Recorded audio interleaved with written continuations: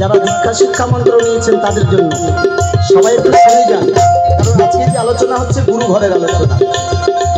সেই রমণীর মরে যদি একজন স্বামী, সেই রমণীটা বাকি তিনজন স্বামী বেঁচে রয়, তাহলে একজন স্বামী যদি মারা যায় সেই রমণীটা সদবা হবে না বিধবা হবে না ধবধবা হবে? তোমার কাছে আমার জিজ্ঞাসা রয়।